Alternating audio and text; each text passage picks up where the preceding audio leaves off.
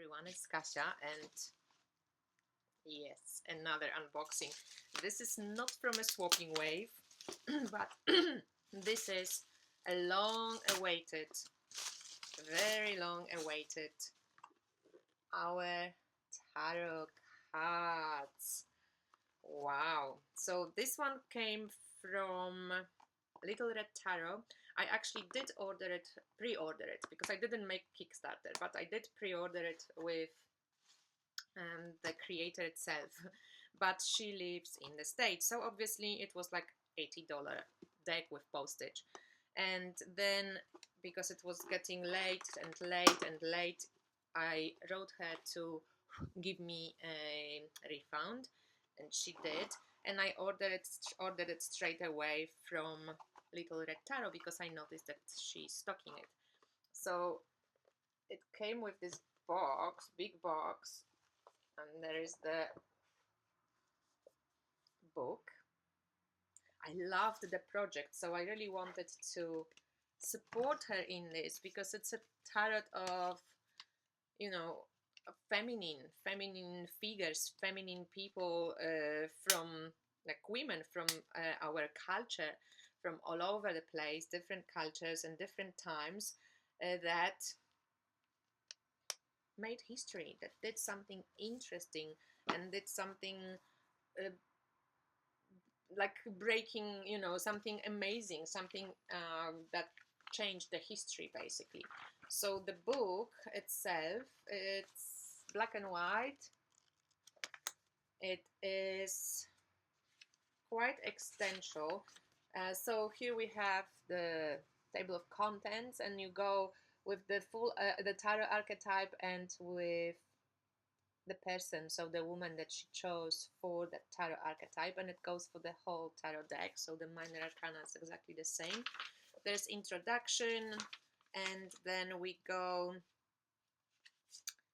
into the cards themselves. So we have the name, who is it, when this woman was alive, and where. Key themes, so we have upright and reverse, little image of the card, and then we have who was the woman that is the fool. So we have quite a lot of information about the figure, the historical figure, and that's what I loved, because I don't know many of the women that she like picked for the cards. So I thought like that's so interesting as a tarot for learning about all these women. So it seems that when it comes to the tarot explanation, that's mostly these key themes, and from what I can see quickly, she then describes the story of this historical figure, and most of the text is about Jeanne d'Arc, and here we have Jeanne of Arc as the Fool sends us a very clear message that we should keep our eyes, ears, hearts, and souls open to receiving direction. What is your unique purpose? How can you work towards fulfillment? Its fulfillment. And then she goes to the Magician, and then this little paragraph is about the Magician in tarot, and the rest is about the historical story and background of the figure that she chose for the particular archetype, which is lovely, because I'm pretty sure by reading the stories of the women, we also will learn a lot about the archetype of the tarot. So let me just quickly stop this and open that foil. Okay, ready? I opened it. So the box is our tarot, and some decks may be stuck against us, but this is ours. So let's see. So first, let's check what's the regular tarot I have. Just grab whatever. Let's just grab the Wild Unknown is like serving us recently. So let's see the size of the cards. So it's basically 712. So the regular size tarot, and then the borders are quite big. So I wish that the picture was a little bit bigger and that these borders were a little bit smaller. So basically she gives you the name of the person, of the woman she chose for the archetype of the tarot card, and then she gives the tarot card name. These are the backs, and it's, how does it shuffle? I will check, but it feels, it feels good. Feels good in the hands. It feels a little bit like, it feels buttery. Feels a little bit like if you have the three wisdom cards or plant oracle cards. Feels a little bit like this in the feel, but I think they are a little bit thinner. But I'm pretty sure it's going to be, they have nice weight to it, so they're going to be good shuffling cards. So this is Jeanne of Dark, or Jeanne of Arc. Then we have the Magician. So there's the little copyrights here. The backs are fully reversible. So there is not too much traditional elements here in the Magician, as we can see. And I don't know Temple Grandin, so I have to read about her. So I think, this deck is not going to be easy to read. I love Hildegard of Bingen though, as a high priestess. She was this Christian mystic, and she was a herbalist and philosopher, and she was a woman. So that's fascinating. I love this. This is perfect. So some of the women, we will know Nefertari as the Empress. I love the swans here. So Victoria as the Emperor. No shit. She's been ruling, right? It's pretty amazing, actually. Catherine of Aragon as the Hierophant. Now that's interesting, but she was, or at least from the series that I watched, she was quite a wise woman. And the Lovers. So here we have obviously two women. And the Chariot. Strength. There is a woman behind each strong man. So she's holding the guy up. Emily Dickinson as the Hermit. That's cool. Virginia Woolf could be a hermit too. Wheel of Fortune. Oh yeah, her life was like all in twists. Justice. See, from the American history, I don't know too many women. Hypatia, the Hanged Woman. So this is like a collage art. It's beautiful. Death for Frida Kahlo. She was definitely a friend of death, right? Temperance. Shelley Chisholm. Abigail Williams for the Devil. Pretty and like striking image. Anne Boleyn for the Tower. Anne Frank for the Star. Oh, that's interesting. Maybe because she had that hope. Mary Shelley for the Moon. Love this image. Sister Rosetta Tharpe for the Sun. That's cute. Sophia Duleep Singh, Judgment. I don't know anything about her.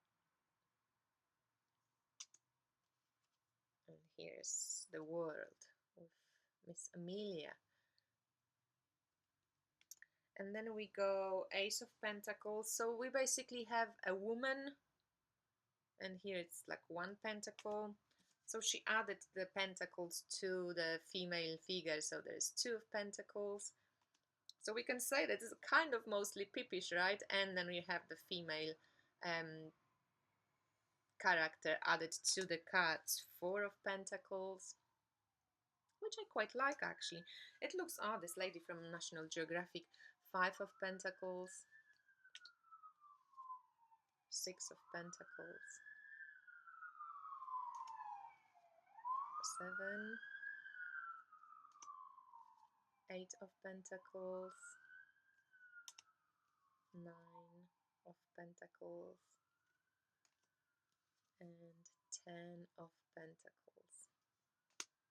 And then we have Page, and you have the Pentacle there, you have Knight, you have Queen, it's cute with this huge bunny, and we have Keeper of Pentacles for the King, because obviously she ain't a king, she is a queen, but we had Queen and the Keeper. So then we have Wands. I will show the whole deck, so just if you don't want to see everything, don't watch. 3 of Wands, 4 of Wands, 5 of Wands. I really don't know many of these women. 6 of Wands. I don't know if I should say it loud. 7 of Wands,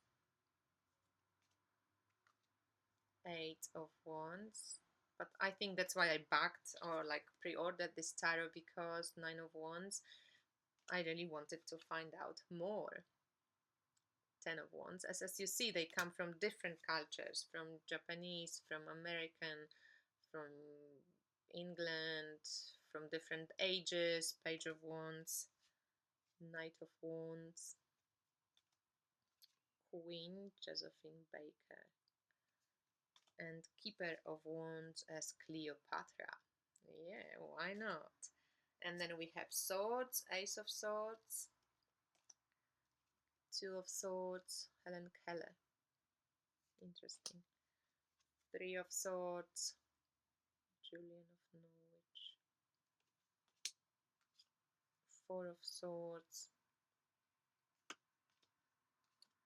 5 of Swords.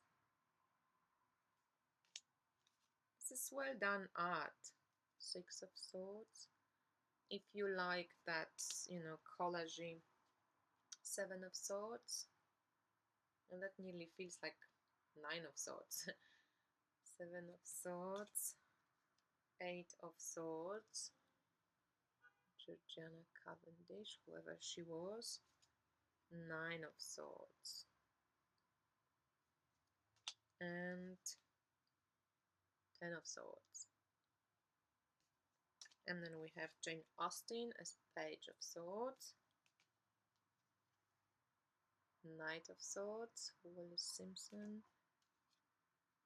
Queen.